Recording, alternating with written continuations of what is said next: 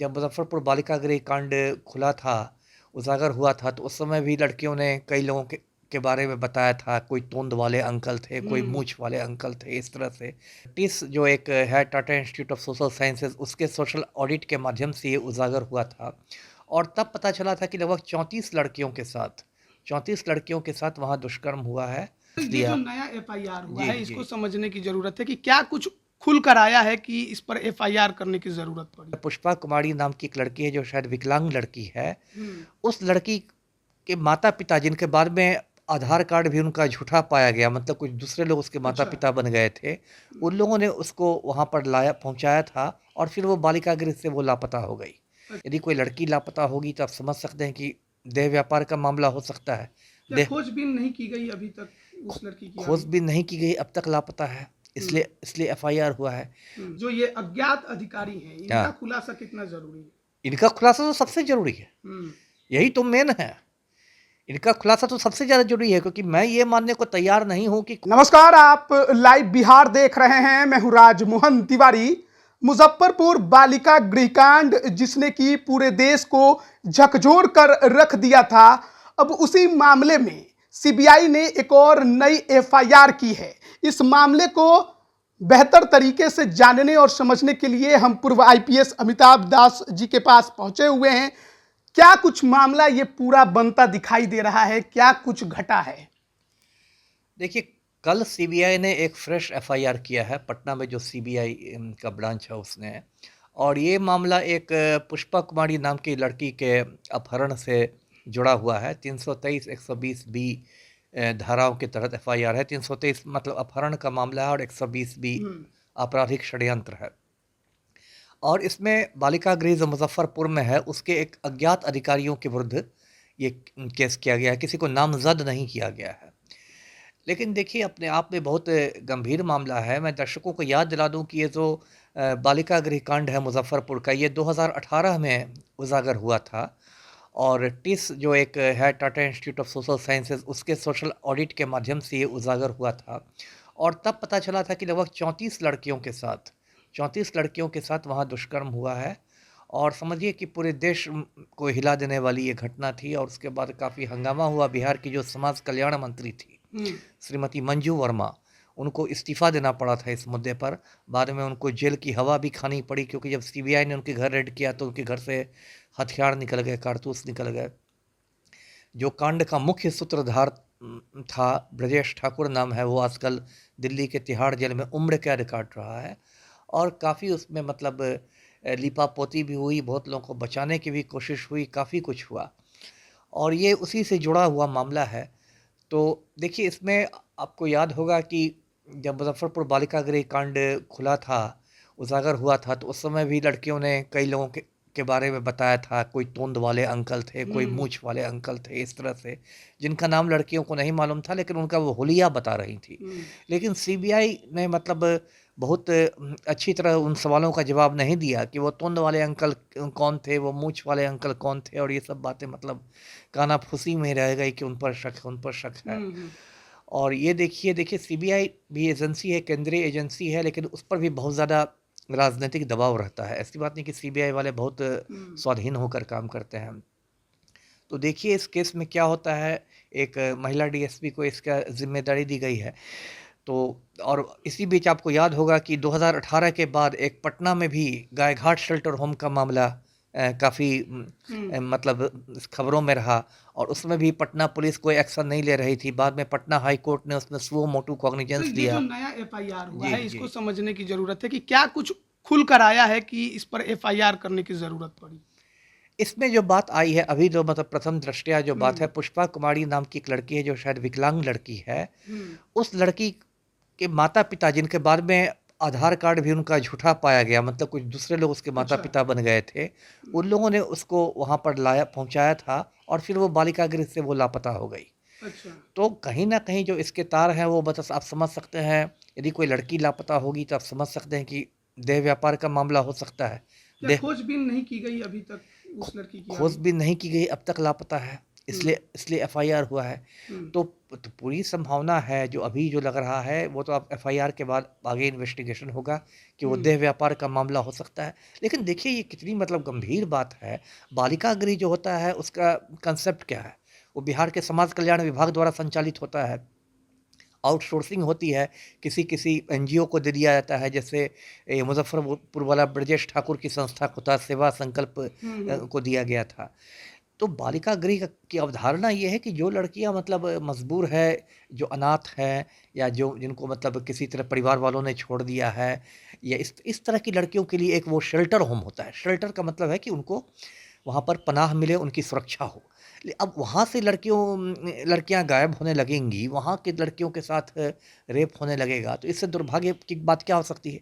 और देखिए इसमें एक अधिकारी को दोषी बनाया गया। अभी अधिकारी का नाम नहीं उजागर किया गया है, तो मतलब अधिकारी तो समझिए कि उनके लड़कियों के चार्ज में था। ये तो रक्षक के भक्षक बनने की कहानी है ना। अधिकारी यदि है तो वो तो समाज कल्याण विभाग का अधिकारी होगा, तो वो उन लड़कियों के चार्ज में होगा। तो ये पूरा बिहार जानना चाहेगा कि भाई कौन ये अधिकारी था जिसने इतना बड़ा, उसके तो सीबीआई को मतलब पता लगा के उसका पहचान उजागर करके उसकी तुरंत गिरफ्तारी होनी चाहिए। और देखिए मेरा अपना अनुभव रहा आईपीएस की नौकरी में कि कोई भी जो अधिकारी होता है यदि इतना गलत सलत काम करता है तो वो खुद नहीं करता है, खुद तो करता ही है, मतलब उसको किसी की छत्र छाया रहती है, किसी के संरक्षण में करता है। अब आपको मैं याद दिला दूं कि ब्रजेश ठाकुर जो था, जो अभी तिहाड़ जेल में बंद है, सीबीआई ने जब उसका मोबाइल खंगाला था तो 17 बार उसने मंजू वर्मा के पति चंद्रशेखर वर्मा से बात की थी। उसके बाद मंजू वर्मा ने इस्तीफा दिया था, उसके पहले मुख्यमंत्री उसको बचा रहे थे। मतलब जो उसको संचालन कर रहा था बालिका गृह को, वो माननीय मंत्री महोदया के पति के साथ संपर्क में था, इसलिए उसका मनोबल इतना बढ़ा था कि जब आपको मंत्री महोदया के हस्बैंड ही आपके साथ हैं तो फिर वो बात कहते कि सैया भय कोतवाल तो किसका डर है। तो यहाँ भी वही बात होगी। और हो सकता है एक ये भी बात हो कि हो सकता है ये मामला उजागर हुआ हो सकता है सीबीआई जब इन्वेस्टिगेशन करने लगे तो ऐसी कई लड़कियों के लापता होने की बात आए, एक के बाद एक परत खुलने लगे। तो इसका ये तो बहुत गंभीर मामला है। अब देखिए बिहार सरकार में के समाज कल्याण मंत्री जो भी हैं, उनका अब तक इस मामले पर कोई बयान भी नहीं आया है। एक नया एफआईआर हो गया। मीडिया में भी मैंने उतनी सुगबुगाहट नहीं देखी है, मीडिया में किसी किसी चैनलों ने चलाया है, लेकिन ये एक गंभीर बात है। और मुजफ्फरपुर में तो पहले भी आप जानते हैं कि नवरुणा चक्रवर्ती वाला कांड हो चुका है, उसकी भी जांच सीबीआई ने की थी, लेकिन कोई बड़ा दोषी उसमें नहीं पकड़ा है। उसको भूमाफिया ने ऐसे अपहरण कर दिया था, बाद में उसका कंकाल बरामद हुआ था। तो देखिए अब क्या हो रहा है बिहार में, जो भी हो रहा है बहुत दुर्भाग्यपूर्ण तो है। इस आधार पे तो आपका ये भी मानना होगा कि बिहार में जितने भी शेल्टर होम हों, सब में कुछ ना कुछ आपको गलतियां मिलेगी। बिल्कुल, वही तो मैंने कहा। अभी मैंने गाय घाट शेल्टर होम की बात की ना, गाय घाट शेल्टर होम में भी ऐसा ही मामला। रसूखदारों का हाथ भी होगा। बिल्कुल बिल्कुल हाथ होगा, सफेद पोषों का। ये सब देखिए, ये सब एक नेटवर्क होता है, गठबंधन होता है, नापाक गठबंधन आप कह लीजिए। उसमें भ्रष्ट राजनेता शामिल रहते हैं, भ्रष्ट अधिकारी शामिल रहते हैं, माफिया वाले शामिल रहते हैं। बिना गठबंधन के हो नहीं सकता है ना। यदि एक आदमी फंसने लगेगा तो उसका जो आका बैठा हुआ है वो उसको बचाएगा, कोई आदमी गड़बड़ करेगा तो एक आदमी उसका सरकार कितनी दोषी होती है इसमें? सरकार तो 100% दोषी होती है।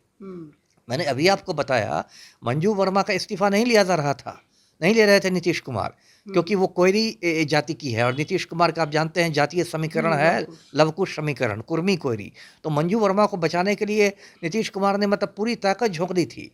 और उस समय भी आपको याद होगा, मैं याद दिला दूं कि ये प्रधान सचिव थे समाज कल्याण विभाग के और डीजीपी जो थे उस समय, उन लोगों ने संयुक्त संवाददाता सम्मेलन किया था बालिका गृह कांड के बाद, और कहा था कि बिहार पुलिस इसकी जांच के लिए सक्षम है, सीबीआई की जरूरत नहीं है ना। बाद में सीबीआई जब आई और उसने ब्रजेश ठाकुर के फ़ोन को खंगाला, तब चंद्रशेखर वर्मा का कॉल डिटेल्स निकला, तब मंजू वर्मा इस्तीफा देके गई। तो मतलब लगातार बचाने की कोशिश की जा रही, बिना देखिए सरकार के संरक्षण के कुछ हो नहीं सकता है।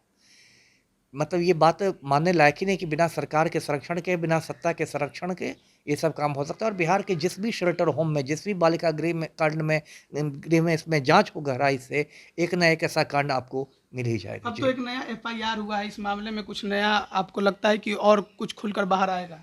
आना चाहिए, लेकिन फिर देखिए फिर वही बात है कि सीबीआई, मैंने कहा कि कोई बहुत स्वाधीन एजेंसी नहीं है। सीबीआई पर ही बहुत तरह के राजनीतिक दबाव रहते हैं। हो सकता है कोई इतने बड़े रसूखदार का नाम आ जाए कि सीबीआई का हाथ पैर फूल जाए, है ना, ऐसा भी होता है। तो जो ये अज्ञात अधिकारी हैं, इनका हाँ। खुलासा कितना जरूरी है? इनका खुलासा तो सबसे जरूरी है, यही तो मेन है। इनका खुलासा तो सबसे ज़्यादा ज़रूरी है, क्योंकि मैं ये मानने को तैयार नहीं हूँ कि कोई अज्ञात अधिकारी होगा तो वो सिर्फ एक लड़की का ही उसने ये किया होगा, एक ही लड़की को गायब किया होगा। ये तो बाकायदा एक रैकेट होगा, बाकायदा एक गिरोह होगा, उसने कई लड़कियों के साथ ऐसा काम किया होगा। एक मामला उजागर हो गया है, लेकिन और ज़्यादा यदि तो सीबीआई के सामने मैं यही कहूँगा कि एक चुनौती है। और बिहार पुलिस भी देखिए क्या होता है, मैं अपने अनुभव से कह रहा हूँ, बिहार पुलिस देखिएगा सीबीआई के साथ एक तरह का असहयोग आंदोलन छेड़ देगी, है ना। जो वहाँ की स्थानीय पुलिस है मुजफ्फरपुर की, वो देखिएगा कि मतलब राजनीतिक आकाओं के आदेश पर वो एक तरह का असहयोग आंदोलन छेड़ देगी। और स्थानीय पुलिस की मदद के बिना सहयोग के सीबीआई का काम तो थोड़ा मुश्किल हो ही जाएगा। तो ये सब कठिनाइयाँ हैं, व्यावहारिक कठिनाइयाँ हैं। तो मैं आपके चैनल के माध्यम से ये मीडिया वालों को भी कहूँ कि भाई कम से कम मीडिया इस मुद्दे को फोकस में रखे। मुजफ्फरपुर बालिका गृह कांड में कुछ हद तक इसलिए न्याय मिला क्योंकि वो बात मीडिया में बहुत ज़्यादा उजागर हुई और लगातार मीडिया ने उस पर फोकस बनाए रखा। मैं आपको याद दिलाता हूँ कि बाद में सुप्रीम कोर्ट ने उस मामले की सुनवाई को मुजफ्फरपुर के कोर्ट से साकेत कोर्ट कर दिया, हाँ दिल्ली। और वहाँ सुप्रीम कोर्ट ने कहा कि डे टू डे सुनवाई हो, ये नहीं कि 50 साल में फैसला रहा है, डे टू डे सुनवाई के आदेश हो गए। इतना ही नहीं, ब्रजेश ठाकुर को सुप्रीम कोर्ट ने कहा कि इसको बिहार के बाहर भेजा जाए। पहले वो पटियाला जेल पंजाब गया, फिर तिहाड़ जेल दिल्ली गया। तो उसके बाद मीडिया ने उसको इतना हाईलाइट कर दिया, मीडिया ने कम से कम उसमें अच्छा काम किया था, इतना हाईलाइट कर दिया कि सुप्रीम कोर्ट की नज़र में भी वो मामला आ गया। गायघाट शेल्टर होम में भी हाई कोर्ट ने इसलिए सो मोटो कॉग्निजेंस लिया क्योंकि मीडिया ने उस मामले को हाईलाइट किया, तो वो मामला की लीपापोती नहीं हो सकी।